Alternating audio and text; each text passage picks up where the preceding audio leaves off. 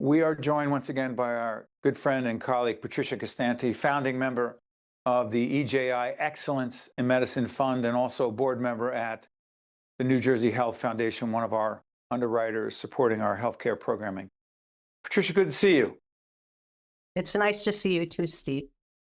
Patricia, we had this offline conversation recently about public health and trust or distrust in the public health system. We'll put a graphic up, a working title, Trust in Public Health. We'll drive people to our website to find out more. Why is the question of trust/distrust in the public health system today so incredibly important, now more than ever? Patricia? So, Steve, I have spent my whole career healthcare adjacent. And one of the things I have always been so proud of is the United States as leaders in scientific research and how that fueled the public health system and kept us all safe in a world that can be terribly unsafe. And it's so disheartening to me now to see the undermining of science and of research all around issues like vaccine safety, really rolling back decades and decades of work rather than putting us in a position where we can celebrate the successes we've had through the funding, the really robust funding of scientific research. It's heartbreaking. You know, Patricia, and by way of background, Patricia and I have been colleagues and friends for over 20 years. And we've had all kinds of conversations about medicine, physicians. Patricia has been a key partner of ours in our Tomorrow's Physicians Leaders with the late Dr. George Heinrich of the New Jersey Health Foundation. But here's the thing. There's always been some degree of distrust and questioning of public health. Vaccines. What's different in 2025 going into 2026, Patricia? What I personally believe is there was a time when scientists were viewed as people of integrity and physicians were viewed as people of integrity.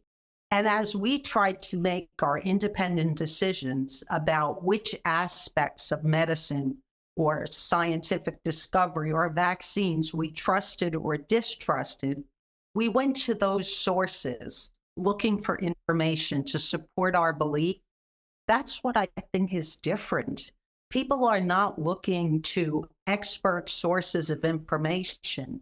They're looking at things that are on social media that are so divorced from scientific inquiry that it makes it very difficult to say that this is the same level of scrutiny that happened in the past. It's very different and very disheartening. So along these lines, Patricia, what role do you believe that we in media, in public media, in media, I'm not going to pat us in the back, but we have no horse in the race. We have no agenda other than credible public information that matters to the masses and is peer-reviewed and whatever that means to people. It means it's legitimate. It's not fake news. It's not alternative facts. Question. When it comes to vaccines, and we've had so many people, prominent people, come on and say, it's my choice. MMR vaccine with my kid, it's parental rights. Help folks understand why, okay, you have certain rights, clearly, but what you choose to do or not do as it relates to vaccines impacts. My mother's 90. You understand this as someone, cared for your mom, right? Not just older people, but people whose immune systems are vulnerable. Does it not affect everyone, Patricia? Correct. It's the whole concept of herd immunity and being able to explain that again, herd immunity. Vaccinate a population to a level where everyone is protected. And not only within our own community, but there's so much impact now with global transparency and how people move from environment to environment that our stance on vaccines not only affects the United States, it affects the world. And I think that we each, as citizens, have to think about what our responsibility is vis-a-vis that issue. And the media has a unique responsibility. Right. And I think the importance of public media, mainstream media, being able to speak out and provide peer-reviewed information that people can trust is really important.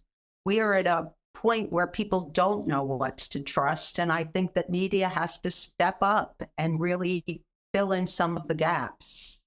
Patricia, before I let you go, remind folks, and we'll put up the website for the EJI Excellence in Medicine Awards. Remind folks, we've been doing that. You helped make that happen at MD Advantage, a company you were the CEO and chairman of for many years. Explain to folks what that is. You and I have been co-emceeing and hosting it for years. What is it, and why is it so important to the future physicians of our state and nation? So the Excellence in Medicine Awards are two-pronged. We recognize really superior healthcare experts, physicians, scientists, executives throughout the state of New Jersey. And through recognizing them, we have the opportunity to provide scholarships to medical students, dental students, pharmacy students, and really give them the opportunity to enter into providing care, especially in the state of New Jersey, which has a pretty significant shortage, especially of primary care physicians. So it's an opportunity to close that gap, and something I'm very proud of. And I humbly am proud to play a small part in that great event every year with so many people making a difference in the world of medicine. Patricia, as always, thank you, my friend. We appreciate it. We'll talk soon. And thank you, Steve. You got it. Stay with us. We'll be right back. State of Affairs with Steve Adubato is a production of the Caucus Educational Corporation. Funding has been provided by the Russell Berry Foundation, Robert Wood Johnson Foundation, RWJ Barnabas Health, Let's Be Healthy Together, the Adler Aphasia Center, New Jersey Board of Public Utilities, the New Jersey Economic Development Authority, Johnson & Johnson, the Fidelco Group, and by Kane University. Promotional support provided by NJ Biz and by Meadowlands Media.